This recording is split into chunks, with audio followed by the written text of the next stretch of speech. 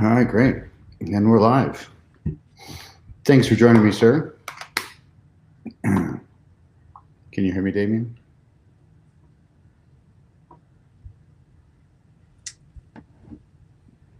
Live? Yes, Hello. we are live. We are live. We are live. We are alive.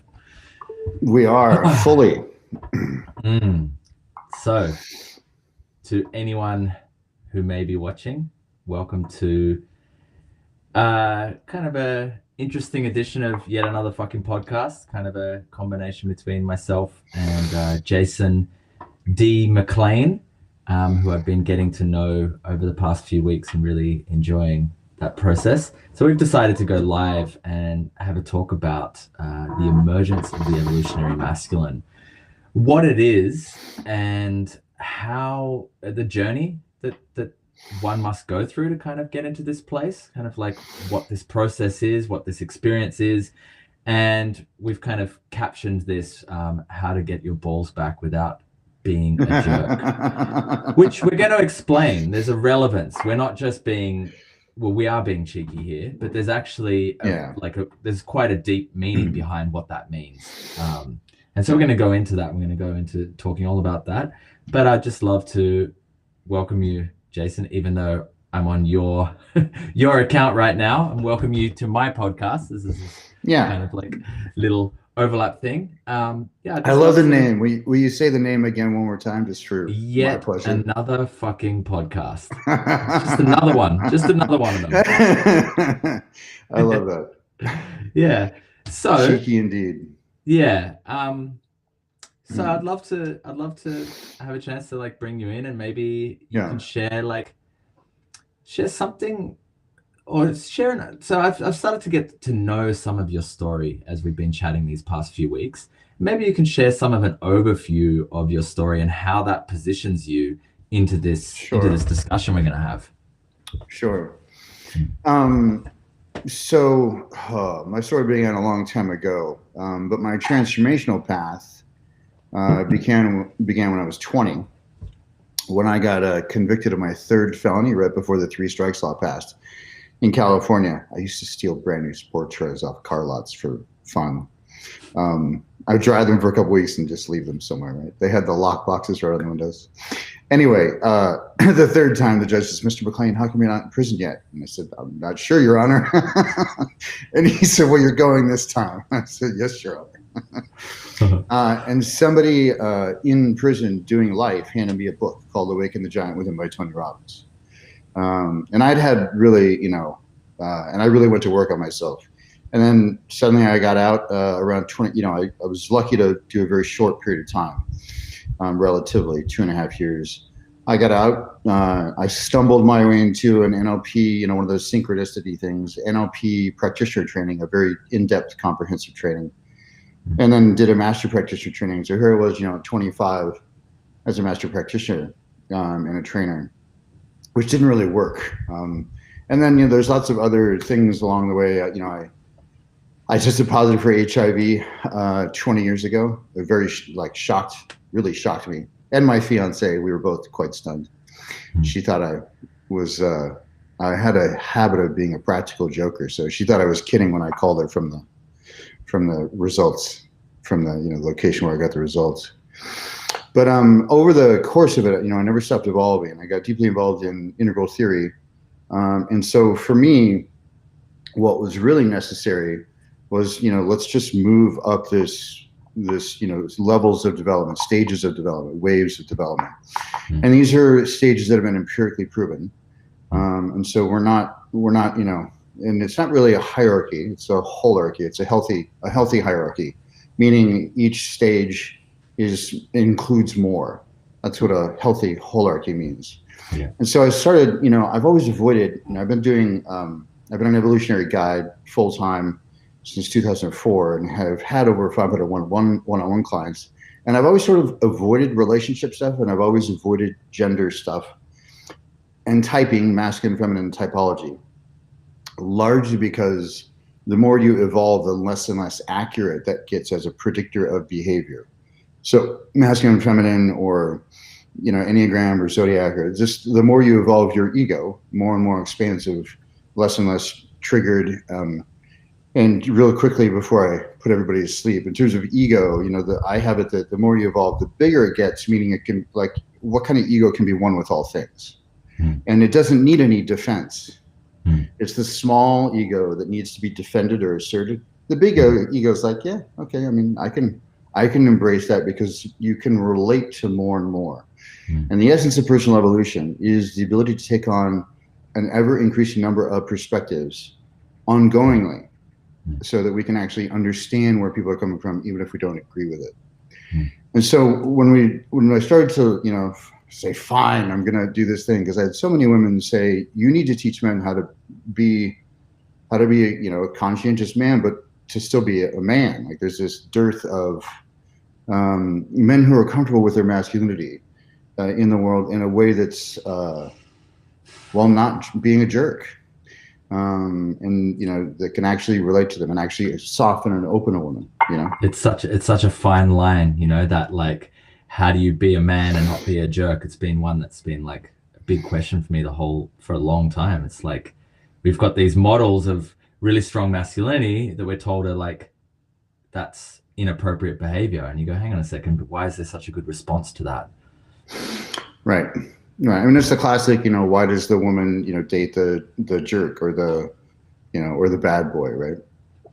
Yeah.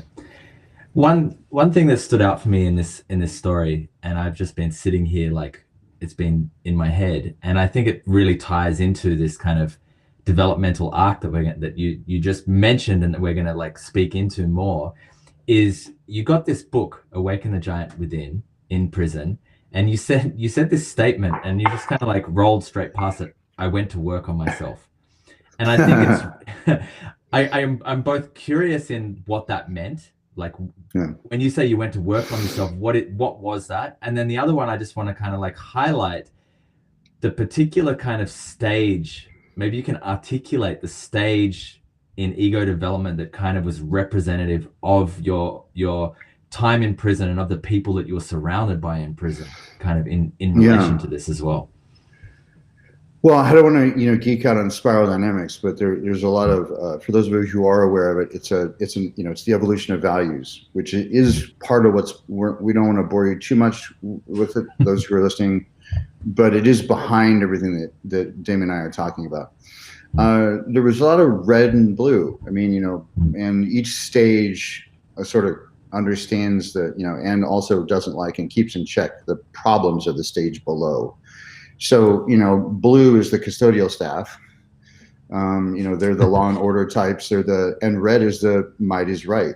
And we mostly imprison those people, but what I kept hearing that really got me to go, yeah, no, I'm not, is I would hear people being released for parole saying, I'll see you on my next violation, brother, to some random person. And so it really is, it's an accepted way of life. And I was like, yeah, I'm not coming back. So, in terms of ego development, those are more gross versus subtle stages. So a lot of pre-rational stuff. And one of the things I did want to talk about today was the reason I don't like the word toxic masculinity or toxic femininity is because it doesn't allow for, all it does is state pathology. It doesn't actually allow for evolution, and we're all in evolution. We all start somewhere, and we all evolve somewhere. And there's always something we have to let go of to ascend, and something we have to embrace. We have to expand our world view, or we can, regress, dig in, regress, and contract. But that's not, that's part of evolution as well. But it's not that direction we're talking about. The other thing, just a note on there around something that I've noticed around toxic masculinity as well, is that it can be easy to confuse vertical development with horizontal development here. So I can say toxic masculinity is actually earlier stage development. Yet some of the earlier stage development may have healthy attributes that will look dysfunctional to higher stage development or more complex stage development, but it's actually a healthy expression at that level. And necessary expression at that level of development. So if we do that, we start to have, I think this is the actual thing that we need to be focused on. We actually have developmental privilege, and developmental privilege is when I start to pathologize earlier stage developments rather than recognize their value and their importance in the entire spectrum of development of human consciousness. Right. And I do want to lay out, I'll just lay out pre-rational, rational, and transrational really quickly for people so they understand. So pre-rational, rational, transrational would be the three most basic stages we talk about. And so, these are levels of increasing wholeness again. So instinct, intellect, intuition, egocentric, ethnocentric or nationalistic, and world-centric. And there's lots of other ways I could label them. I won't go through it right now. Vengeance, justice, grace is another one, in terms of, anger or response to things like that. And so if we, sure, pathology can happen at any stage, but I think most of what we talk about with toxic masculinity is actually pre-rational stuff, which is like he's possessive, he's protective, he's like, but there's, toxic feminine or pre-rational femininity as well, which is, I remember I was in a relationship with a woman who was in a sorority, or had been in a sorority, wasn't in a sorority.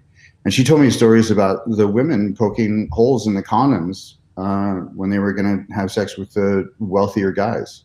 Like it's a thing that she said that the women did. And so there's all sorts of, ugliness of pre-rational.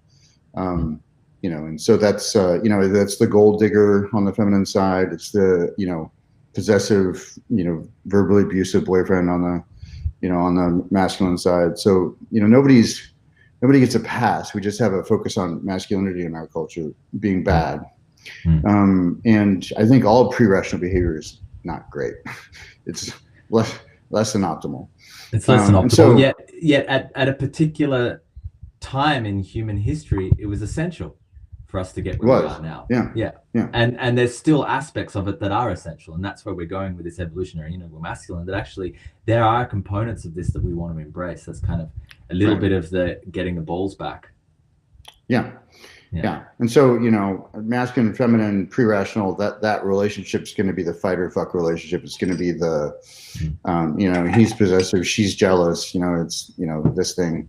But there's a lot of polarity. It's like, it's hot, right? They'll fight and then they'll end up fucking, right? Just suddenly, right? It's just a cycle of fighting and fucking. And then rational, it's much more even keeled, but you're not sure really what's going on or who's leading. There might be even confusion about what's going on, but there's no polarity. It's not sexy. It's more functional, but it's not as sexy. And so at transrational, that polarity returns. And for me, the key is and part of it is, a woman surrendering into her feminine at transrational. It's because she knows she doesn't need a man. Only a fully autonomous woman, like fully in control of her life, fully powerful. Those are the ones that can surrender at transrational. Otherwise, it's not real. It shows it very differently in masculine, but like transrational masculine becomes comfortable with his masculinity again. And I'm not a fan of the label king, but it's pointing to that transrational masculine, really.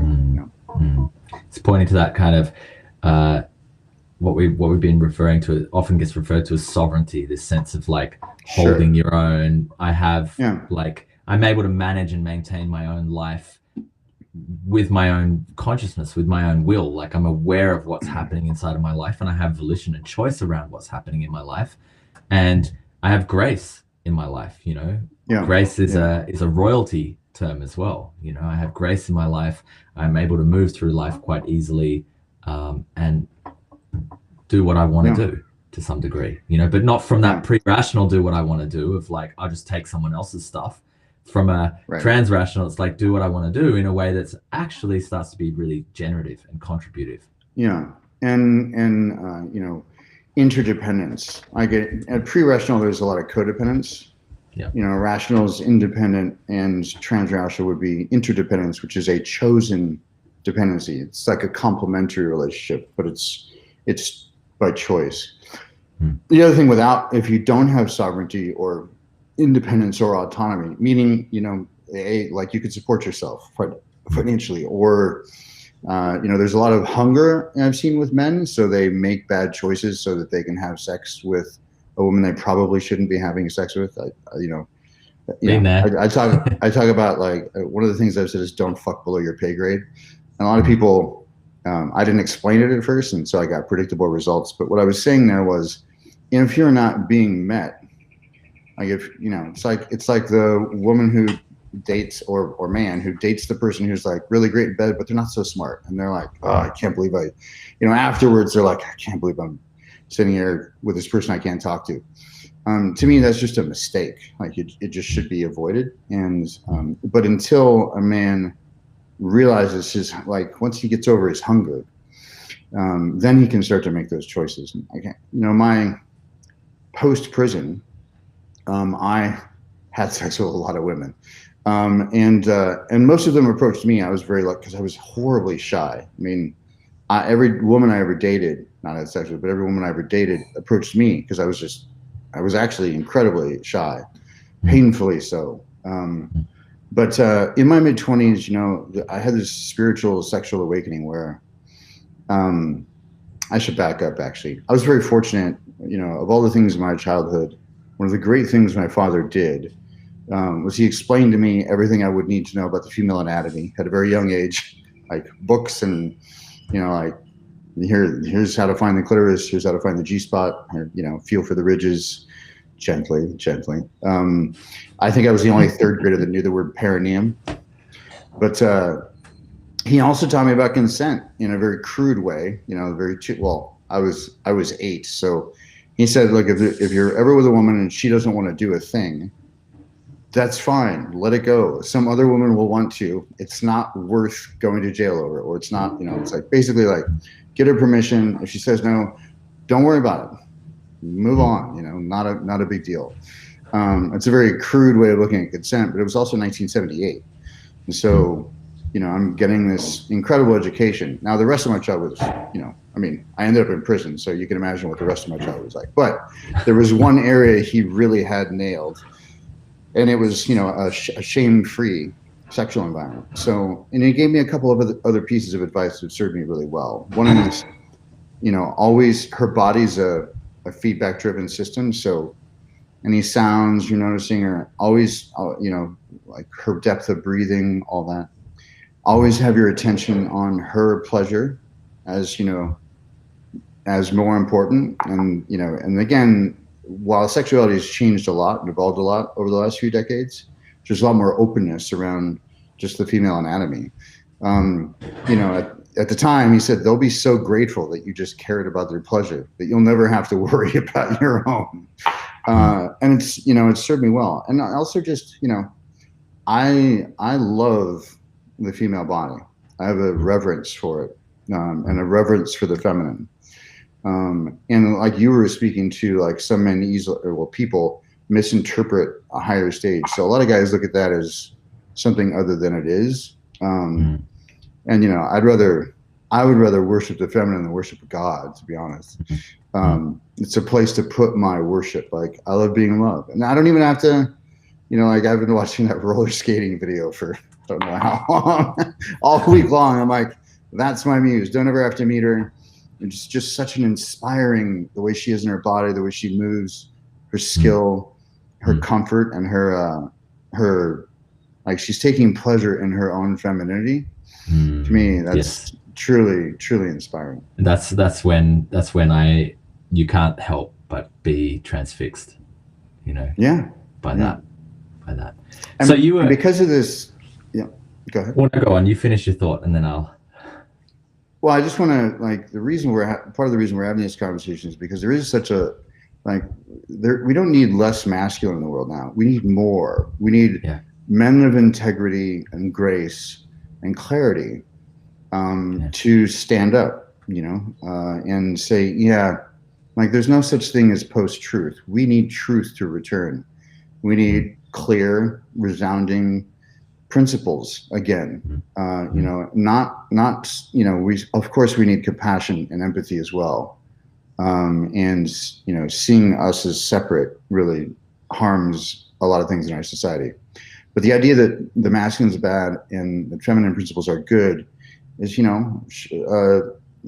there's women in the Middle East who proudly birth suicide bombers. It's like their mission, and that's pre-rational feminine. That's red, feminine. Not so great for the world, not so great.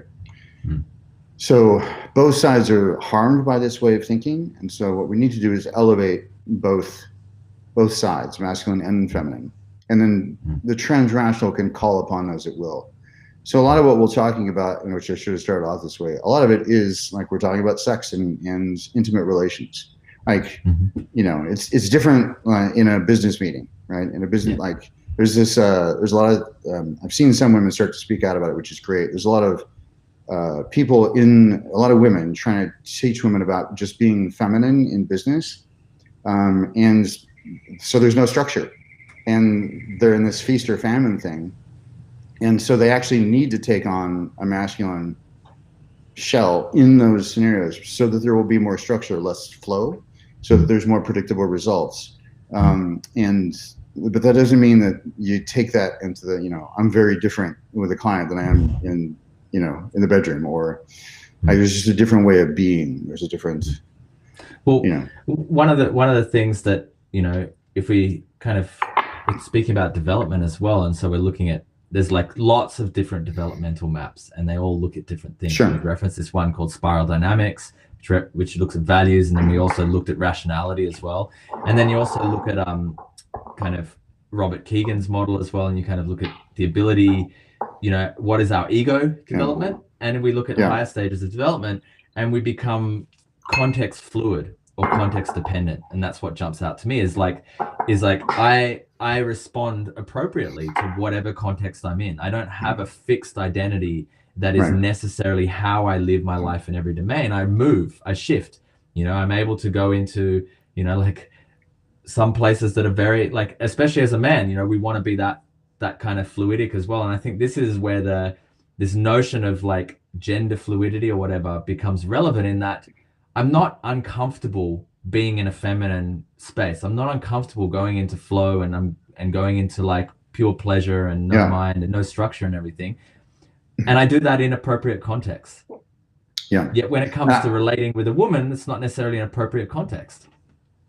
And I think it's actually, I think what you're speaking to is actually required skill. And it does take a high level of development. And as you said, it's, developmental privilege in a way, but the ability to call upon to have your masculine and feminine evenly developed, or at least, like I worked a long time on developing my feminine so that I could call upon it at will, in the right moment leading a course, or, when I needed to go with the flow more and be less rigid and actually just realize that there's fluid events happening. And so I think it's important to make sure that people understand we're not talking about gender necessarily, although that's, an easy, it's an easy generalization. We're actually talking about masculine and feminine, and in those dynamics, I think as leaders, it's our responsibility to develop both so we can call upon them in the appropriate context, as you said. Yeah. And then there's two other pieces that I kind of one that I want to state and one that I want to double back on. The other one you just kind of mentioned, I just want to double click on it, of the development. It's like sometimes people can get funny about development because we want to be anti-hierarchical and we get upset about better and worse and everything like that. But like it's interesting that we apply it to the domains of personal development. We apply it to the domains of intellect and everything of this area, spiritual development or whatever. And we go, no, we don't want better and worse. We want to leave levels. But would you do that to, say, professional sports? Would you go, everyone's at the same level in professional sports? No, we know there are more people who are more developed in certain fields of professional sports than less. Chess, intellect, and with, we have people who have done PhDs and other people who haven't, and we would say they have a more developed kind of intellectual structure. Correct. So it's the same for our kind of development as a being. There is a developmental movement, and the thing is it's like it's available to everyone. Everyone can develop. That's the thing. It's not exclusive. Anyone can develop. If you put your attention on development, you will develop. Whatever we put our attention on is what we develop. So, but the interesting thing about development is like we can't see up the developmental ladder very clearly. We can see down. So if I develop like, because it's a holarchy, as you mentioned before, each developmental stage rests upon the other and includes it inside of itself. So the earlier stages are more fundamental and less complex. So they're more important in a way, but they're less complex. And the higher stages are more inclusive, more complex, but less fundamental. And when we get triggered or regress, we're going to go back to earlier stages. But the thing is that I can see earlier stages and can kind of understand how they work, but I can't see stages that are more developed than I am. They don't make sense. And so if I'm aware of that, I can be drawn to that. So for example, I've met some teachers who were just way more developed than me, and I've just been like, who the fuck are you? Like, I don't understand how you make sense of the world. It's not in my realm. So from that stage, but sometimes we can look at, and this is one of the keys, is we can look at kind of more complex developmental stages and think that they're not more complex. We can think that they're actually earlier developmental stages. We can get confused. Sure. We can feel antagonistic towards them. We can feel like they're doing something really wrong, and we can go after them and attack them incorrectly. And I see a lot of this happening. Yeah, and the reason stages are so important, I probably should have brought this up in the beginning. Sorry. It's how we for those, I mean, I know you know this, but it's where we react from and how we interpret and the filters we interpret the world through. Yeah. And so it's really fundamental to every moment in our life. And so what you're speaking to, when you say they can't, it means they can't, like, I can't accurately interpret somebody's choices at a higher stage than I am, by the way, we can also use deeper if you prefer that. Like, deeper's it's a different metaphor for the same thing. For those of you listening, so it's fine. But it's simply our interpretations of their behaviors aren't going to be accurate. And how this shows up, like last night I posted a thing about just statistics, because I kept seeing these memes about COVID and the recovery rates, and I'm like, those aren't the numbers. Here are the numbers. Here's the raw data from Johns Hopkins University. Here's it. And I'm probably going to piss a bunch of people off right now, and here's a percentage calculator. So you can actually see what the percentage is from people who test positive versus who recover, right? Because it's not 99.9%. Currently it's around 2.7% in America, which is about 1 in 45 die from it, right? Now, I get that there's other complications. So I get this message from somebody I didn't know last night saying, stop fear-mongering. You're no evolutionary, you false fuck. In a private message, I was like, okay. Yeah, because there's this belief that if you're going to be evolved, you're supposed to either be cut off from the neck down, or really from the like lower rib cage down, like heart's okay, but cock is not. When really, it's everything. It's all the energy centers are open. Yeah, we're more alive. We're more. We have more. We have more cock. We also have more feeling, more heart. We also can communicate more effectively. We also have. And we're also more spiritually aligned. And to me, that means like I can see truth in or benefits in all spiritual paths. I just don't, subscribe to the invisible friends part, but it means that I'm like, yeah, I could see that that's spiritual, and I could, and to be living spiritual purpose, which for me is the replacement for, mythology, is to have a spiritual purpose that transcends context. And so this myth that, you're supposed to, and I've said everything's self-hypnosis, but we can't ignore facts. It's like gravity still works. Numbers are still numbers, you know what I mean? And I get that there's some variables, but there's this idea that we're to be evolutionary. And fortunately, I've been dealing with it for 14 years, ever since I labeled myself an evolutionary guide. I get people projecting what they think an evolutionary guide is supposed to do, how they think we're supposed to behave, what's with all the humor, how could you talk about sex? I mean, there's so many things that, I'm like, all right, fine. But it's not transcend and deny or transcend and suppress. Because we've seen what happens when you try to do that with the Catholic Church. It's transcend and include, which means all of your energy centers are even more open, more on fire, and you have more life force coming into the world, I think. And so, anyway, I just want to make sure people understand why stages they affect our everyday life as we move through the world. It's the base from which we react from. and the filters through which we interpret. So stages of development are critical every single day. Yeah, and whether we're aware of them or not, or whether we know them or not, they're influencing us, Right. and they're influencing everyone around us. And a lot of the, you know,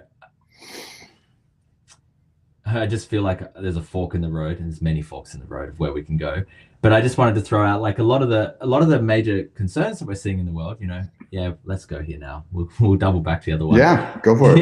Yeah. A lot of the major concerns, a lot of the what's being called the culture wars, a lot of the problems around the election in the US is actually different developmental stages butting heads against each other.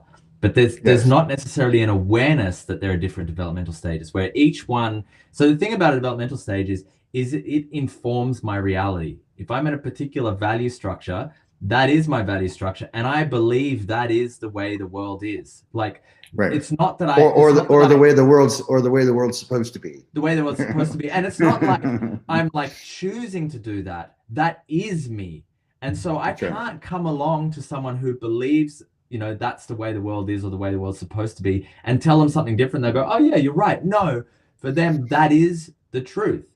Our developmental stage determines our truth and how we relate to the world from that. And so it's really important to recognize that when we're fighting against someone else for representing something different than us, they see the world the way they're saying. That is their truth. And to try and impose a different perspective onto them is a sort of violation. And it's like really hard to get away from that, to not do that. But we see that, and maybe, you know, I know that you're a big political geek, and I'm sure you've seen this all the way through politics. Yeah, I do. I wish you know, there's a part of me that wanted to write a piece. I used to read 50 political blogs every morning before most people woke up. I was a news junkie. I was a political junkie, and I stopped it in 2006 because I was just getting. I still do read important Supreme Court decisions, but I read the actual opinions. I don't consume any news on it, because you're going to get the headline that's, you know, you drill down into it. I mean, these are very complex legal arguments, and so I like to read them. But the problem with the vilification of the other value system, meaning, oh, they're just evil because they think differently than me or see the world differently than me, is a fundamental problem. Because if we're not seeking to understand what motivates them, then it's never gonna be solved. And so we have this, like, there's a bunch of real concerns with, you know, with, say, people who supported Trump, and they're very different too. I know lots of people who are very intelligent, who are business people, and who just liked him because he was an outsider, not part of the political establishment. I know some people who, you know, well, I don't know these people, but I know that he's certainly got a contingent of, you know, nationalistic, racially motivated people. I get that. It's not everybody, though. The thing is, you know, the supporters are and I don't like making sweeping generalizations about anybody. I mean, you can't say all men are blank or all women are blank. I mean, we can't say that anymore than we can say all white people are blank, or all black people are blank, or all Asian people are blank, or where all Americans are blank. You can't do that. Or even all Californians. I mean, I lived in Texas for a couple of years on a consulting contract, and I met people who were as progressive hippie as you can get, and as, you know, tobacco chewing, you know, cowboy boot wearing as you can get. Like, they were full spectrum, because, you know, it's such a large diversity. And so I know people who lived in Sweden, and you get away from the major metropolitan areas, and they got a bunch of gun-toting, church-going, foreigner-fearing people, you know. And so it's just a matter of stages of development. So we really shouldn't make generalizations about gender, or about, because, and I wrote a piece called The Cult of Classification, and I wrote it back in like 2004, but I posted it recently because it makes people comfortable. Like, oh, if I can classify them this way, then I know what to expect from them. Well, do you? And is it accurate? You know, and even if you meet them, once they think they know your zodiac sign or something, like, oh, now I know. Really? Do you? I don't, you know. So we just have to be careful, especially in the modern era with gender relations as they are. I find that relating to people as individuals, and I don't let men, like, I have men occasionally, like maybe it's post divorce or maybe they're like, women, blah, blah, blah. I'm like, no, maybe that woman, maybe, but where's your part on that, dude? Where's your responsibility in it? So, and I just think if we do that, we shut down connection, and we do it to avoid pain and the discomfort of confusion. I understand, but don't do that. And the tricky thing here, and this is where I get tripped up myself, and I'm like catching it more and more, which is part of a developmental progress when we start catching ourselves in a particular mind trap that's related to a particular stage. Is also, I can't do it for stages. I can't make sweeping generalizations of developmental stages. Right. So here we are, we're talking about this developmental stage map, and we're kind of making some generalizations, but we also can't really make generalizations about it. Yeah, even if somebody's solidly at a stage, that means 80% of the time they react from there. Yeah. 10%, like 10% of the time they'll react from a higher stage, 10% from a lower stage.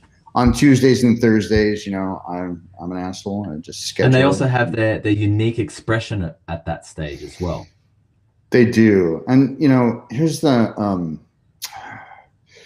other thing, and the pitfall of it, by the way I used to misuse it, I'll say, because I first read about spiral dynamics, I think I was 30, so about 20 years ago, I think, ish, right around there. But I read Sex, Psychology, Spirituality, Spirit and Evolution when I was 25, with the Ken Wilber's tome. So I was really good because of my skill set and my perception at identifying if somebody had feedback for me. I would identify which stage they were at, and I would use it to invalidate it. And it was my way of protection, of self-protecting, and not looking at myself. And so it is a pitfall. We want to make sure we're not going, oh, that's just because they're there, because you can't do that, because you're also, especially in the case of feedback, I have to go, well, okay, well, that's probably speaking to about 40% of the people out there. They're probably representing. And so you just want to be careful. And it was a particular way that I was arrogant and deflecting feedback also. And I was good at it. So don't do that, people. I've been good at it too. Don't make my mistake. Yeah. Yeah, it's not a good idea. So I feel like we've expressed a really good overlay of some of the terrain, some of the terrain. I mean, we could talk for, another 10 hours and still be laying out this terrain. It's a very complex map that we're talking about. But I find I want to now start drilling, okay, let's talk about masculinity in particular, and let's talk about the evolution of masculinity and what it means to be evolutionary masculine. And one of the big things that I've been sitting on and I wanted to double back was, I've said something that anything we put our awareness on, we develop.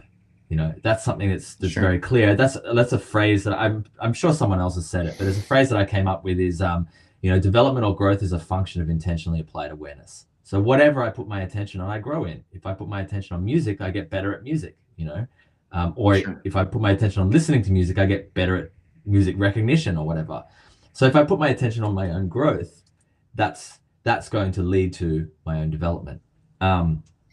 And so it's it has me start wanting to dive into what are the things that we need to put our attention on as men to develop our masculinity, to develop into this more transrational stage of masculinity. And one of the things that you said, and I've wanted to come back to, is this notion of dealing with the sexual hunger. And I had a previous podcast with Joe Keach, and we talked about this a lot as well, and it really stood out to me. And it's something that I actually think is incredibly important for men to understand and work with. I just curious on your take on that. Yeah. Which reminds me, I never finished that part of the story. So I had my spiritual sexual awakening. I was 23, 24, maybe 25, 24, I think. And I had run through, so I was still having subject-object sex. And that should, rather than, connected relational sex. But can you just explain what you mean by subject-object sex?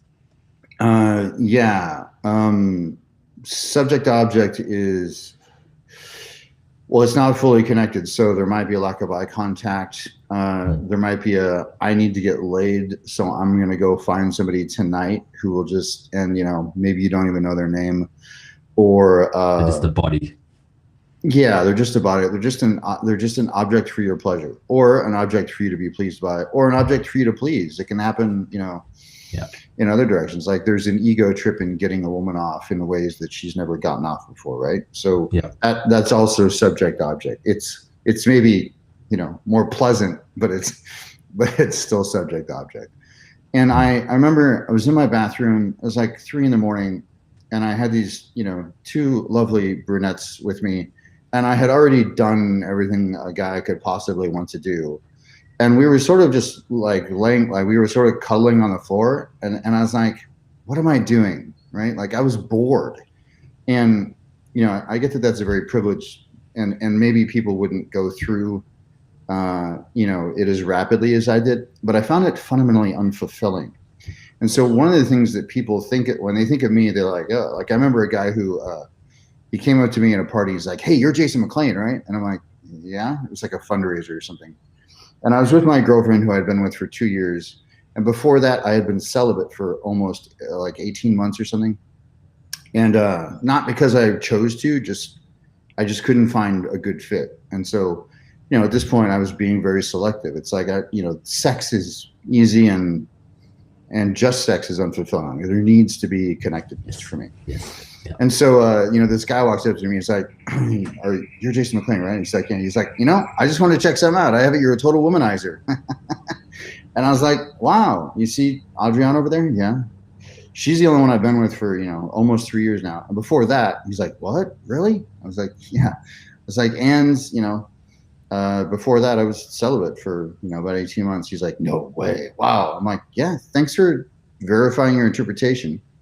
And what the realization I had in that moment was, if he were in my body with my skills, he would be a womanizer. That's his projection onto me of how he would be operating. So I don't have that much sex. I mean, I think I went 11 months with no sex this last time because I couldn't find a fit. And I was also making sure I was clean from the previous relationship. I think it's irresponsible with someone else's heart to actually engage. I have it to engage in intimacy with them if you're not fully available to them. And I was still, getting over my most recent love of my life. So that but I'm only able to do that because I burned through all that sexual hunger in my 20s and found it ultimately unfulfilling. Now I am like ravenous and insatiable when I'm in love with a woman. Like I'm like, all the time. I know what you're talking about. I can't get enough. But it might not even be fully hard until the third time we have sex, because I need that connection. All of it. They need to be intelligent. Our hearts need to connect. I need to find them, inspiring, not necessarily and I don't have typical, I have, my own preferences and tastes, but it's certainly not a woman in a modeling magazine. It's more to do with how they are in their body and their comfort with themselves. Yeah, absolutely. Yeah. I totally hear that. And it's like, in the past few years and really rapidly this year, I've been cleaning up the last little bits of that inside of myself. Sure. I've gone through, it's been a long process because I probably didn't dive in as hard as you because I had my other things get in the way. I had a lot of social awkwardness and everything, but there was a period of time I ended a long-term relationship and I got out of it, and I did a similar thing. I just went on the rampage and started to feel very, very unsatisfied by that. Took a long break, but then that hunger kind of came back again. And so it's like I've been just got to the point where it's like it's done. Like it's done. Like this, and so there's a very real point, I believe, as a man, where it's done. Like there's no longer there's an end point. There's no longer a need. And I think so when we talk about development, I think where would you say that hunger come from? Is that like a pre-rational? Is that like one of these earlier stages where we have this deep hunger, sexual hunger, where we where we so ready to just operate from our lower 2 or 3 centers and just fuck the rest. Like, doesn't matter about heart, doesn't matter about brains, whatever. Yeah. Well, I think there's a few things that come into play. If there's fundamental self-esteem issues, it's one of the ways that, and self-esteem is so important in all the ways, but if somebody's getting their worth, like their validation externally by other people being attracted to them or liking them or wanting to have sex with them, then they're just going to be in this constant, and it's a hole you can't fill, no pun intended. And so, and here's the other thing to realize. So I don't know where it comes from. It could come from lots of different places. It depends. Hell, it could come from, a hormone imbalance. It could come from simply a lack of self-awareness around it. Like, I mean, you have to develop enough self-awareness or metacognition to be able to recognize what's happening. You need to be able to step outside of yourself. And a lot of people don't even ever, and I have it, that's the fundamental skill to develop. And it is a skill, it's an interior navigation skill to develop yourself. And until you have that, then you can't even notice there's a problem. You'll just be in that, you'll just have the same kinds of relationships with every person you get in a relationship with. And, but it could come from self-esteem. It could come from lack of awareness. It could come from also social conditioning. Like I noticed, I noticed for myself, it was very much wrapped up with, partly media, consumption of media that tells a lot of interesting stories around men and men's sexuality, and then also the schoolyard in high school. Very, very strong. It took me a long time to untangle the impact of the schoolyard, whereby your social standing was determined by how successful you were with women, with girls, at that age. Yeah. And that it got embedded deep inside of me. And it was like I had something to prove to those young teenage boys that were my peers at the time, even though they don't exist and they're nowhere near in my world anymore. It was somehow that was so embedded that I still had to prove to them that I was valid. I was a valid man, Yeah, I was very fortunate. I didn't have any peers in high school. In fact, I had a girlfriend tell me after I graduated, well, I didn't graduate, but after I got out of high school that, the rumor about me was that my father was in the CIA, so I couldn't speak to anybody. That was the rumor about me. I was just terrified to talk to anybody. So as a result, though, the benefit of that was I didn't have any peer pressure. I was never exposed to, except in, mildly traumatic ways, to male athletes, or like I was really in my own little world. So I get to, there's a lot of benefit to that. Now there's some drawbacks to that also, but there was actually a lot of benefit to that. So I never had peer pressure. Like the people I hung out with were the people who like got kicked out of drama club. We were like the outsiders of the outsiders, Me too. So I just never, I never encountered that problem. I feel very fortunate for that. And being a massive introvert, really helped that. But after that, I just developed. I put my attention on self-esteem, like consciously and intentionally. You talked about conscious, like where you put your attention. I read Dr. Nathaniel Brandon's work when I was like 22 or 23. And so, it really informed my development entirely. So being internally validated, meaning I don't make decisions to make someone else happy, which is probably, one of the most, like two people with really high self-esteem, they make an amazing couple because they have healthy boundaries, but also the more you evolve, the less you need boundaries. I've noticed the more pathology there is, or the more unhealed wounds there are, the more someone needs to draw boundaries like that. They're like, Well, in the model that I work from, I don't call them, and I draw from Pia Melody's work on codependence. They're not defined as boundaries; they're walls. They're actually a wall. A healthy boundary, as I've been working with it, and I use a cellular analogy in my teachings, is that it's a dynamic, fluid, context-dependent phenomena. And it's also semi-permeable. So it facilitates what comes in and goes out. That's what a boundary is. It's not my no, and it's got nothing to do with like, oh, I need to draw a boundary right here. That's not a boundary. You're just putting up a disconnection. Yeah. Agreed.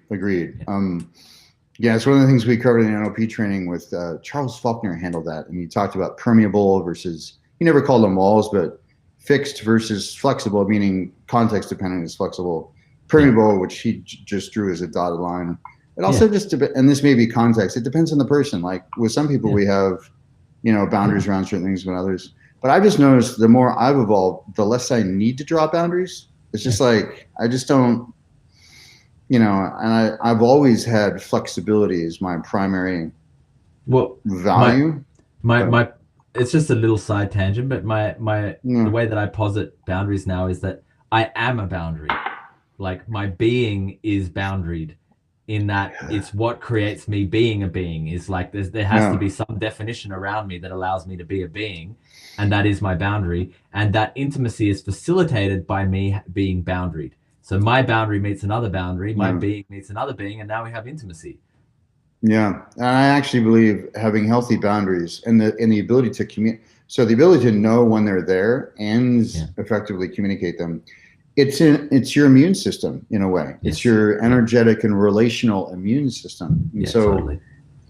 Being inclusive of everybody, I think, is a fantasy. Before I forget, speaking of being all inclusive and that being not real, I love communities who say we're all inclusive, and then somebody, acts out. They're like, we don't want to have any rules. Everybody's okay. Full self-expression.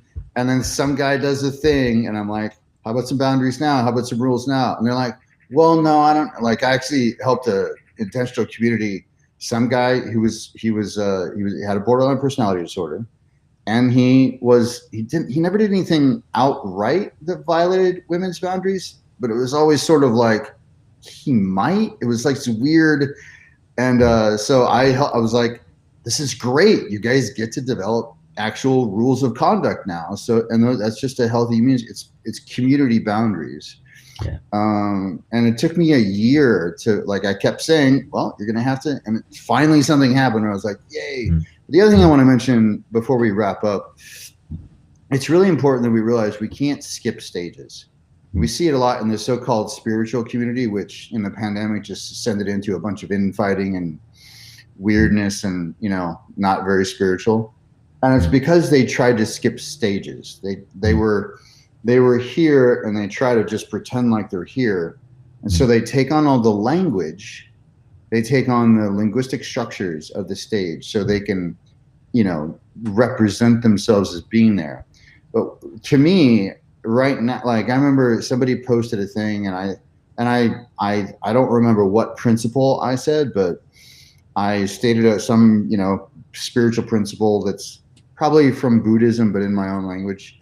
And some commenter said, this isn't the time for spiritual platitudes. And I said, really? This is the exact time for spiritual, when you're going through shit. If you can't apply your spiritual principles when you're going through the shit, then it's just another thing you say, like a song you sing. It's not actually a spiritual principle. Yeah. Right. Right. And I think my response was something like, I'm sorry for you, these are platitudes. For me, these are ways we should be living. And now, like, in crunch time, like when you're going through grief, or that's the very time you need to apply those principles. Yeah. And that's the very time that they're actually beneficial. They're not beneficial when everything's going great. That's where the rubber meets the road.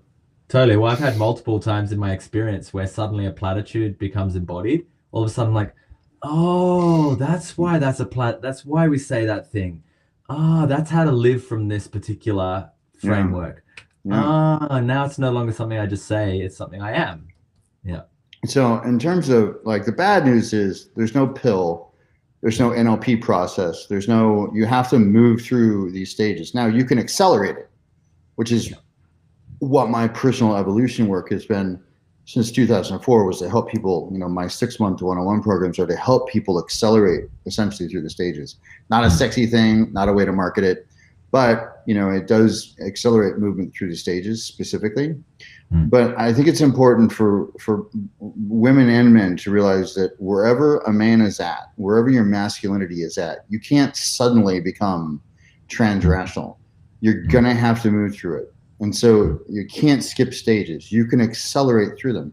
So I love that you said, like, you worked through that, like there was a little bit left of the hunger thing and you think it's mostly gone now. That really spoke to your grace for yourself around the process. So what I will say is the thought error here for people listening to this would be to then judge yourselves for not being at a different stage. That's the biggest, like, if you can really fuck it up, it would be to be It's like, great mind fuck. I should be at this stage. Yeah. According to who? And we all know that self to other comparisons are not very useful. There's always going to be somebody more developed than you at anything, martial arts or, you know, swimming or communication skills. And communication skills are physical skills. That's important to note.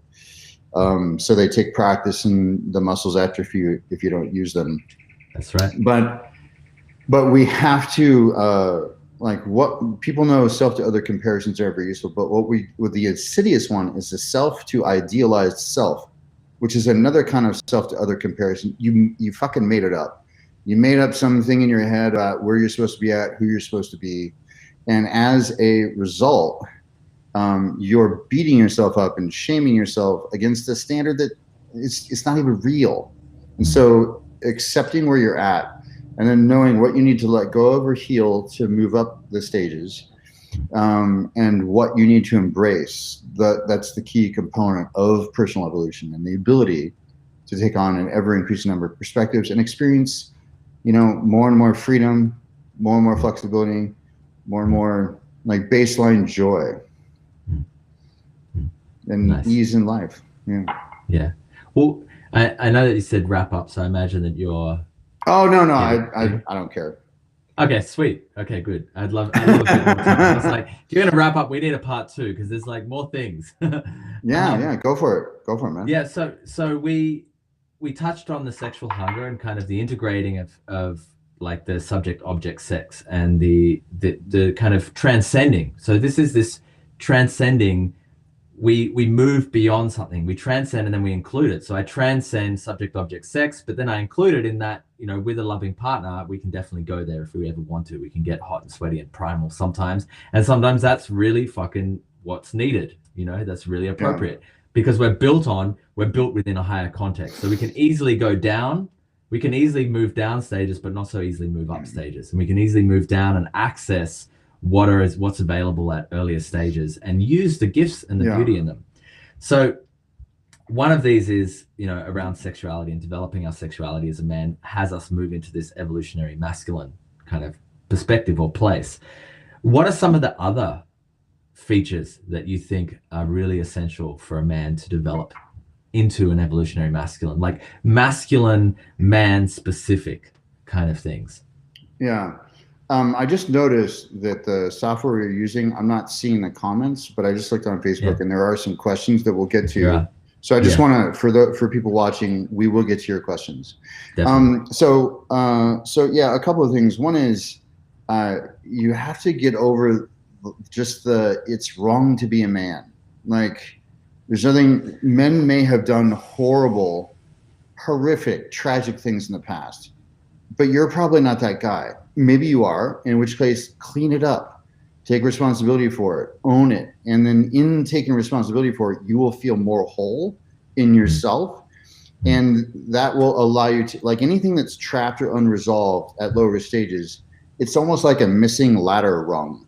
And so, like, it's like if you've got unresolved shame from your past, or unresolved parental imprints, or unresolved traumas, and you don't resolve that, it's going to hobble you. And it's like trying to run up the stairs with one shoe. Like, you left a shoe on, like, you know, you left a shoe halfway up the stairs, but you kept trying to run.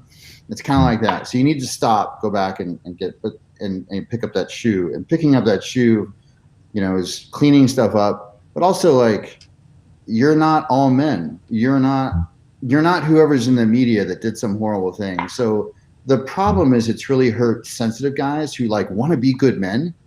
And then women saying all men are terrible, and the guys internalize that, and it doesn't help either. Like, it doesn't help women get what they want, which is why you and I are even having this conversation. And it doesn't help men, you know, step into transrational and live the kind of lives we actually want. Yeah, the men and women want. Like, women are like I can't tell you how many women are like, where, like, for 20 years I've been hearing, where are all the real men? I'm like, well, you've been telling them they're wrong for being men for 20 years. Like, I mean, it's not helpful, right? And so just we need to, like, they internalize the generalization. And so men just need to like get right with being a man is okay. Having desires like a man has is okay. They need to be expressed responsibly and contextually appropriate. You know, and you need to be able to assess, like, you know, I mean, if a man, when I was married, when a man looked at my wife, I took it as a compliment. I didn't take it as I was like, that's right. Yes. And I would even encourage him, have a look. She's beautiful. Yeah. And that comes from this kind of like ability to actually deeply trust. And the ability to deeply trust comes from self-confidence, because I'm not actually scared. I'm not actually worried that someone's going to take my partner away and then I'm going to be left with no partner and I'm going to, like, that's it. My life's going to be over. I'm actually like, one, I trust that I'm worthy enough to have my partner and that she's going to have my back. And that if she which is self-esteem again, then I would also be worthy enough to go and find another partner who would, you know, so it's not actually a concern. That's right. And here, and hold on, 3 things to unpack there. Yeah. You know, first of all is you have to be confident in the experience you can produce for her. So get really good at female anatomy. Like, you should be able to play her body like a finely tuned instrument that it is. And so once you know, you can produce pleasure for her in a way, but also, like, if you get jealous, it's going to have the opposite of the intending effects. So if you're confident in your ability to produce great pleasure for her, which means you have to be knowledgeable about the female anatomy, then you can be confident enough to know, well, I mean, if she, but also you talked about what part of what you talked about there was, if you're identified with the relationship, then, and if you're like, the relationship is what gives you value, you're going to be fucked, because you're going to have a bunch of fear about it ending, and you're going to be in like life-destroying grief if it does end. And so, you know, I don't. Which it will end if you hold that perspective. Yeah, it's definitely more likely to end. Yeah, I mean, inevitably it will end one way or another, but probably sooner by holding that frame. And work on your self-esteem. Like, you know, like, get the 6 pillars of self-esteem by Dr. Nathaniel Branden. Work on all 6 pillars. So there's a related question, by the way, from Matt Davis. How could you transition a rational relationship to transrational? And I think this is really important, which is why it's the last question, but it's like the last in the line. But it's, first of all, you have to have an open you have to have an open conversation with your partner. So, like, hey, we're noticing that, you know, like, you've probably both expressed that you want something, and you're like, I don't know how to do this. And so it really will be, first you have to have a conversation about your desires, where you both agree that you can express any desire and it's okay. And, you know, and, you know, there's Jerika Lyons and I will be talking about, you know, the appropriate use of, this is a bit edgy for people. So, but like in a marriage, if there's a thing that somebody really wants, rather than leave the marriage, you might want to bring in a professional, because they'll be more inclined to respect the boundaries of the relationship, rather than having somebody go cheat on you. And in the way I view it is, if somebody wants a thing I don't want to get engaged in sexually, I want her to have that thing, largely because that's the best way. Like, how do you keep a free spirit forever? You let her be free.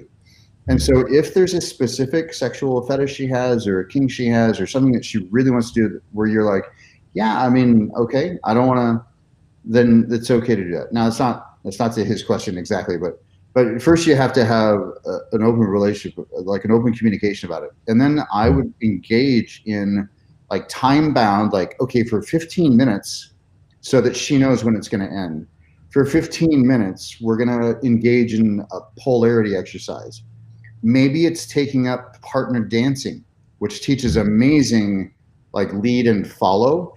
And so I would recommend, for a couple that wants to bring polarity to their relationship, blues dancing, swing dancing. These are all dances where, you know, you learn how to lead and control her body in ways where she feels safe and comfortable.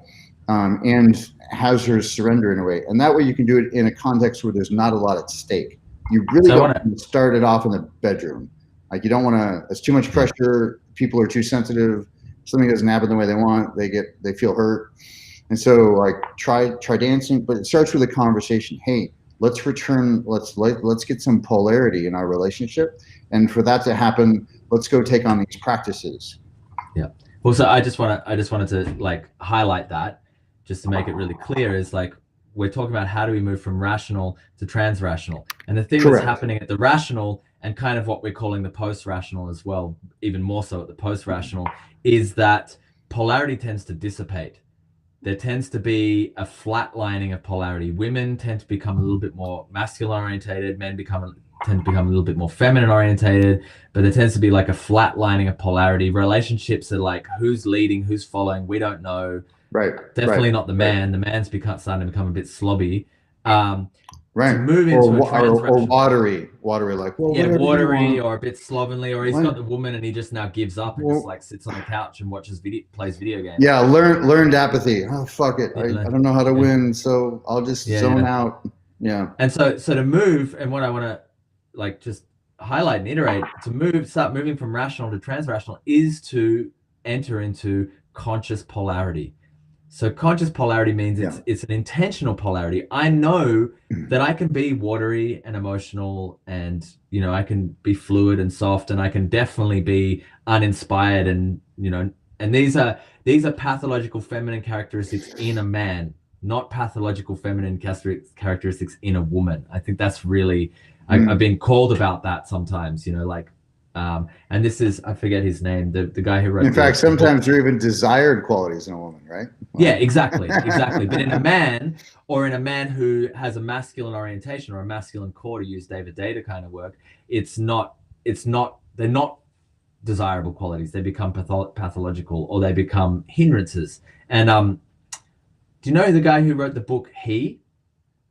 Never heard of it. It's a great little Freudian. Jungian, psychology book. And that's where I really got that from, of like this sense of like, oh, in a man, these particular feminine characteristics become a hindrance, become a problem. And so often these relationships that start struggling is because there's no polarity. There's no strong masculine and strong feminine. And as a result, it's this neutral flatland, and there's no charge. So polarity is what creates charge. It's what creates electricity. Electricity is a function of polarity. The fact that I can even speak is because there's a polarity exchange running up and down my spine between my nervous systems that allows me to function as a human being. Like without that, my brain and nervous system doesn't work without polarity happening inside of me. An atom won't hold together without polarity. So it's like, that's so important. We introduce, but then it becomes conscious. It becomes this appropriate, context dependent polarity where I'm like, I'm choosing this pole. I could actually choose to be the feminine pole if that was really what got us off, and she loved the masculine pole. Doesn't matter. But that we have it. There's a few things in there too.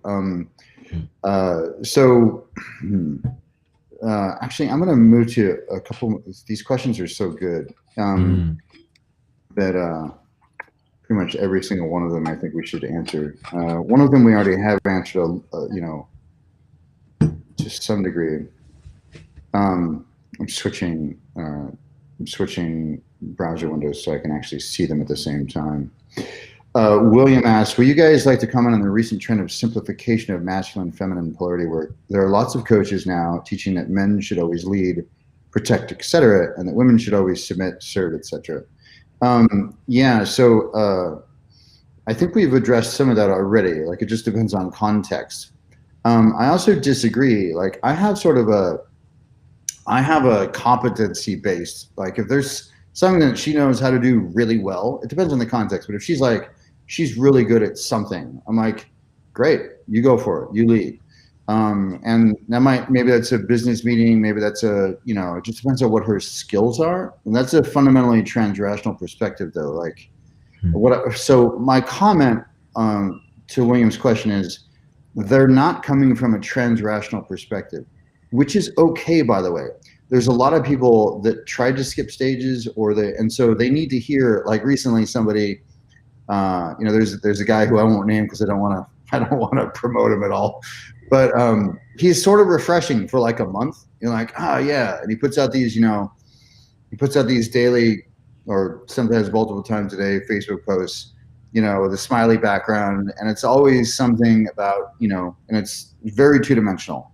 It's difficult to fit something into the character limit that allows for the pretty background, by the way. So I just think it's fundamentally a challenge, but they're coming from a lower stage of development. And so they are, and they're also trying to reset things. Like there's an overcorrection happening, I think, in masculine and feminine dynamics. And so women are like, and so he even talked about like a man should wear, a certain kind of shoes, and he shouldn't shave because to do so is getting rid of his masculinity. My assertion is if you needed a beard and boots to be masculine, you never found your masculine core in the first place. And so there is a lot of two-dimensionality out there. And I have trouble anytime somebody says somebody should always blank, especially in a couple. I've got an example for that. So recently I went out with someone, and we kind of spent a significant portion of the day together. And in the morning, I've never really surfed before. Like I did it once and it was terrible. And so I'm like, I want to learn, and she surfs.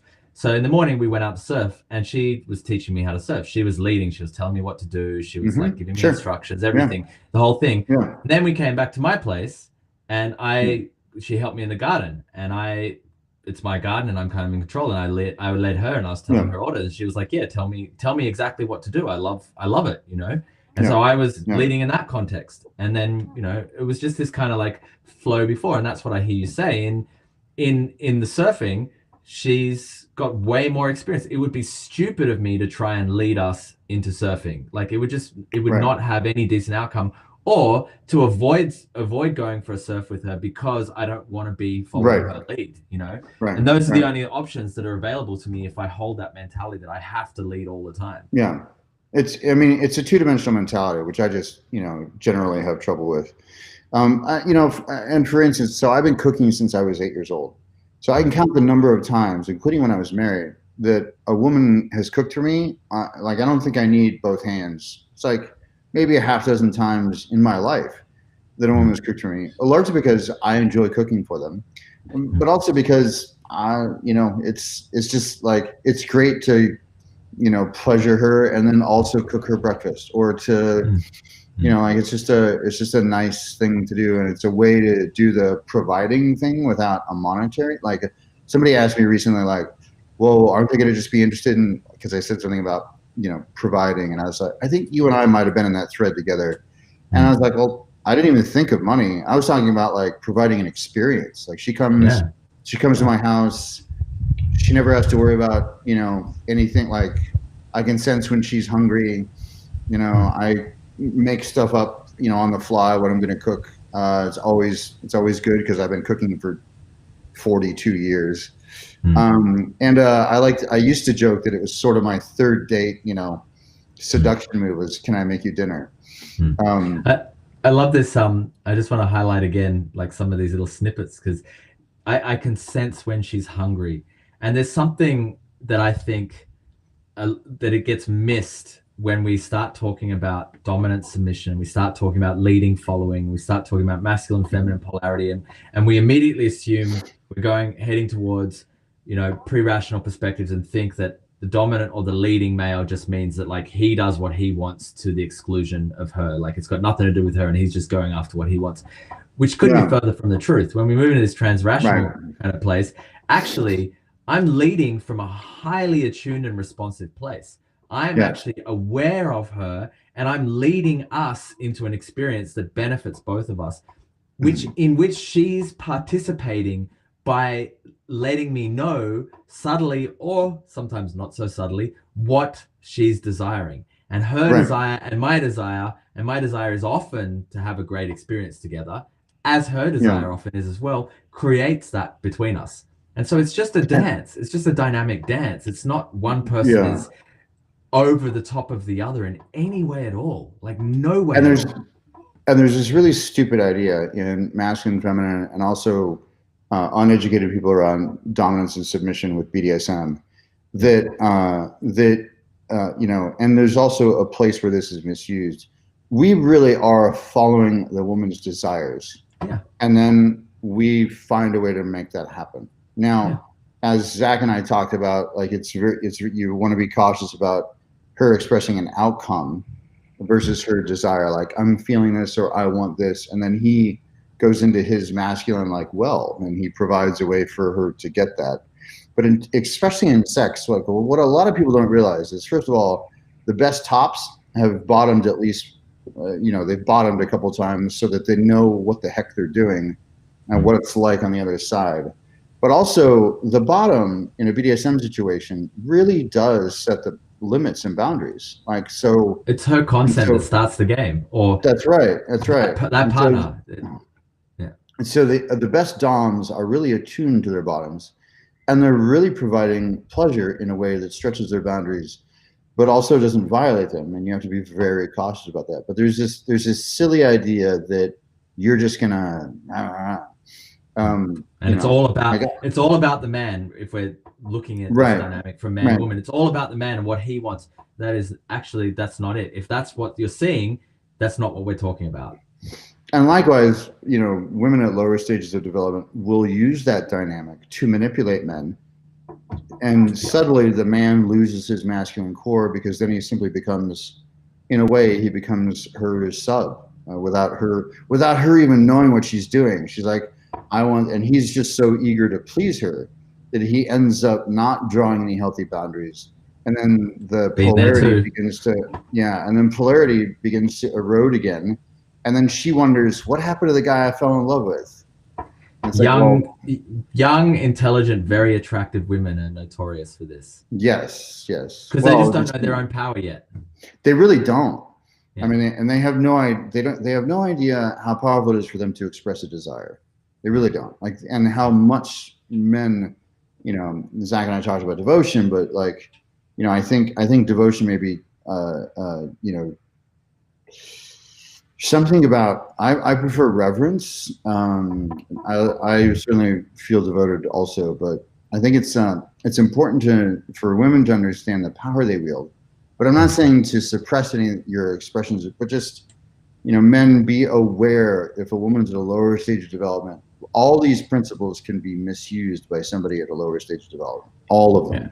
And then just like spirituality is misused to get people to, give all their savings away or fly, things into buildings. Or what I think is really relevant is that as we start developing into these more complex stages, more complex perspectives, we start to develop an immunity. We have an immune system, our boundaries that you were expressing before, that just doesn't buy it. It's just like, no, that becomes less of a concern the more developed we are, because I'm just not liable to be led by that. It's just not, it's not in my field. Yeah, it took me one relationship to one really bad, yeah, me too. Love of my life, 3.5 years, trying everything I could to make it work, not really realizing what was happening. And so Karen has a question. Some coaches claim the masculine does not surrender to love. I disagree and see there are moments when this should be welcomed in a relationship. I'm really interested to hear your thoughts. Yeah, so a while ago, I wrote a piece on stages of romance. And I have it that Prerational is like fall in love, and I can't even remember my own thing, but one of them was step into love, but I believe in surrendering to love. So in fact, it might be the only thing I surrender to. But I'm a romantic. I mean, the work I'm doing with Lily, the reason that she's the cynic and I'm the romantic in that project duo. I'll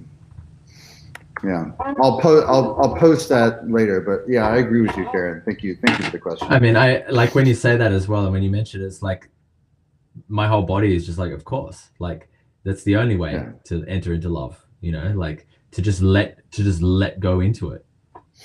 I think so. Those are all the questions. What do you want to go? What do you want to do from here? Do you want to wrap up, or did you have other questions? Well, there's one piece that I also wanted to point to. Like sometimes I hold on to them for a little while. I miss the window, and I'm like, okay, I'm going to hold on to this one. So when we were talking about, I forget exactly how it came up, about kind of becoming more masculine, becoming into this evolutionary masculine, this transrational, this integral masculine, whatever way we want to define it. That part of it is this polarity, part of it is the sexual hangover, and part of it is, and you said that's it. You said becoming comfortable with being a man, becoming comfortable with our masculinity. And so part of that for me really comes around kind of purpose and drive and the act of creating into the world. And that's something that's like really come online for me myself, like quite recently. I mean, it's almost like my whole life I've been preparing for it in a way, for that sense of purpose, that sense of like, oh, like I'm actually doing something in the world. I'm actually creating something in the world. I had something like, throughout my life, I've always been really attracted to intelligent, quite successful women. And I've always been the slob who's just kind of like not really knowing what I'm doing while they're just like getting on with their life. They're like doing postgraduate studies, or they're like, lawyers or something like that. And, invariably those relationships haven't gone very well because, I'm actually not meeting them in those places. Because I didn't feel tapped into some strong sense of purpose, some strong sense of creating in the world, and the act of actually actively doing. So I just wanted to touch on that as well. Yeah. I think, if a man lacks purpose, and when I mean purpose, I don't mean like a task or, or even a mission, but like purpose, something that transcends context. Like the feeling of purpose. And which gives you direction, which gives you, a groundedness, which gives you something beyond the relationship or beyond.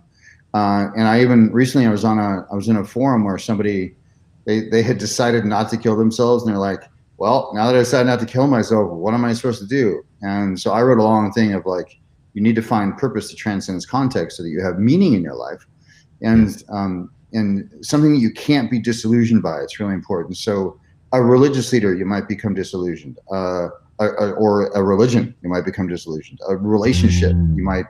And so if you put those things, or even your reputation, or, the more you identify with the thing, the more likely you are to lose yourself if it's taken away from you. And so for me, my purpose is to accelerate the evolution of consciousness on the planet. That's the thing I can do in any context, as long as there's another human there, or even on my own if I'm writing a thing, right? But there's usually it's in service of other, but it transcends context is the critical thing. And so finding purpose so that you have something but I totally use Muse, the feminine form, whether I know or not, as inspiration. Like, I'm one of those guys who, I don't fall asleep after sex. I pop up and write an article, or after an appropriate, connected, cuddly time, I'm like, all right, you mind if I go work? Because I'm like, so I don't get spent. We should probably talk about this whole myth about retaining your climax too for men, but I actually feel inspired and enthused after I make love to a woman, not exhausted. So, and I have it just on there really quickly. I have it that whole thing's a myth. It's bullshit. Chris Orozco, I think, he posted something like, "Hey, have you noticed how like female coaches say you should have lots of orgasms to the women, but male coaches are like, you should retain, your orgasm. What's up with that?" And I think he did a whole podcast on it, and I haven't watched it, but for me, it's like, that's just life force. And if you have a life force problem, then maybe you should look at other aspects of your physiology or your neurology or your chemical makeup, and you can adjust that through supplementation. But I have never found it to be a problem to climax in terms of my energy, productivity, or focus. What I have found is if I don't climax regularly, I get emotion, I'm like wobbly and manic, and like I'm sure there's somebody who's going to say, I just need to focus it up through my heart, or there's nothing wrong with my heart. My heart's, fully open, but it has good, healthy immune systems. But in terms of, with the appropriate woman, I've just found my life works better. And even when I don't have a lover, just, actually being comfortable with masturbating daily to climax, and mostly just as a matter of functioning. Now I might have more life force than somebody else. Somebody else might have more than me. But it's clearly not sex addiction, because I'm very choosy with my partners. So I just want to make sure that people understand that. Well, I really love your definition there around purpose. And like what came up for me is that it's very much an abstract. So what I love about that is it's context independent. There's nothing that it relies on that my purpose needs to rely on. What are you typing? Responding to someone? Yeah. I just love that, the context independent nature of purpose. And so that's going to seem abstract from the outside, but from the inside, it's going to make a lot of sense. It's going to be aligned with my whole being. I have a similar one. Yeah, and my purpose is to evolve consciousness. It's it's very clear, and it doesn't matter how I do it. And there's lots of different avenues that I can do that. Like if one thing fails, I'll just do it in another avenue. It doesn't matter. It's that thing that drives me. It gives my life meaning. Yeah. Yeah. Good. Cool. Yeah. All right. Should we wrap this up? Yeah. Let's wrap this up. All right. So I'd actually love to wrap up like a summary of what the evolutionary masculine means to you, and then you can let us know what you're doing in the world, in regards to this. For me, evolution masculine is, I hate to be a geek about it, but it is transrational masculine. But to get there, you have to have healed a lot of your, you have to have healed maybe not all, but most of your trauma. Now I'm very privileged in that, I've seen people post can you ever really get over trauma? I've been an NLP master practitioner for 25 years. I can heal a trauma that people have been dealing with for years in one session. So, and have it be it is a long, deep session, but it's, one session. And it's not bypassing, but as you said, if you don't understand it, it can look another way. It's not bypassing, it's different. It's pervasive change. I've had people with, anxiety problems. They wake up every morning having to take a Xanax. We do a 45-minute session. They no longer need the Xanax, that kind of thing.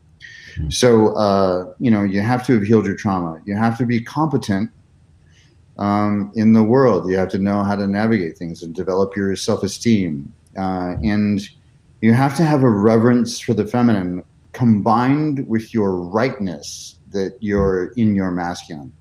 There's nothing wrong with that. And I laid out a post pretty well. Here's, he doesn't think about men as competition. He doesn't, he's not threatened by it either. He handles chat if somebody challenges him, he might draw a boundary, but he might also, just play with it. But he can usually answer questions openly, and but most of all, he takes responsibility for his own experience. I don't think you can actually develop if you don't take responsibility for everything in your life. And it's, there's no joy in that, but it means being 100% on the hero side and 0% on the victim side of that spectrum. You can't blame women or blame, you have to be sovereign in your responsibility for your life. Like that. What I'm doing currently, and there's a flash sale for the next 24 hours for people watching this. Lily Von Trapp and I are doing a conference in February on relationships. In addition to the conference package, there's also you can add on coaching. at a significant discount if you buy it now. But for the next 24 hours, there's a 50% discount on the Eventbrite page if you enter in the coupon code EVOLUTION. And the website is theromanticandthecynic.com, theromanticandthecynic.com. And you can always reach me at evolutionarycompanies.com. But theromanticandthecynic.com, I just want to warn you, the website is not finished. There's nothing nothing up there that's in error, but it's not finished. And I wanted to finish before today, but it's up enough. It's, finished enough. But there's a ticket button there. It'll take you to the Eventbrite page. And again, you get a 50% discount. It's a flash sale for the next 24 hours if you enter in Evolution. And of course, I'm available for one-on-one stuff as well. Can you just say a little bit about what this conference is? Like, what are you going to cover? What are you going to go into? Yeah, so it's for couples and singles, and so you can either come to like reboot or transform your relationship, or you can come as an individual. And we're going to talk about just how to, how to determine what qualities you want in a partner and how that would show up, how to use that exercise, which will take us several hours, to actually communicate your needs if you're in a relationship, and also use as a filter. Like if you're dating somebody, like I can't like. My first date question is, what's important to you in relating? And I find out what's important to them, what else is important to them, what else is important to them, how that would show up, because that's usually where the agreement breaks down, and get that really fleshed out. And by the way, it's a tool you can use for looking for a job or looking like in any context, but we'll talk about relationships. There'll be a lot of dating tips, like, how to, like, one of the things that her and I have really talked about is there's this sort of numbness going on from this rational thing. Men are terrified to make decisions. Women are exhausted from having to make them. And so we're going to give you practices to really ground you in leading as a man. And again, it's open to all orientations, because we think about masculine, feminine, not, man, woman. And so I just want to stress that. We're also going to talk about like basic, so dating tips. There will be some stuff around how to resolve conflict. We'll spend an afternoon on giving you tools around conflict resolution. We'll have you move through it while also having both parties have it be satisfactory, but actually give you some structure. And then we'll talk about the basic agreements for healthy relating, how to implement those in your relationship, or to have the conversation. Like I have them, like nowadays I have it before I go on a date with one. I'm like, hey, here's these 4 agreements, and how to walk them through those, how to communicate them. We'll talk about how to have STI conversations, how to draw boundaries. I mean, it's really a full on, weekend. We're gonna have a limited number of people, we think. If there's an option if you want to actually come to Seattle, and we'll have an Airbnb. Of course, with COVID, we'll have appropriate protocols in place, but most of it will be over Zoom, and it'll be in February. But for the next 24 hours, theromanticandthecynic.com. And if you have any questions, feel free to just message me, and we can do a needs analysis for you, and determine whether or not the course is appropriate for you, and then we can go ahead and get you registered. That's how that goes. But it's equally as like if you're single, or we'll also cover like how to keep it sexy and hot in the middle so it doesn't stagnate. It's a full weekend. It's Friday, Saturday, and Sunday, and then the Tuesday evening following to complete it. Sounds great. Cool. Yeah. Awesome. Yeah, you're welcome. Yeah. Thanks for having me. Thanks for being on yet another fucking podcast. Thanks for being on. Well, we're a little bit fluid in this podcast. It's quite nice. Who's leading? Who's following? I don't know. I'm still not sure, but it's okay the whole way through. So thank you. Oh, good. Thanks, Jason. All right, man. Thanks for your time. Appreciate it. Same.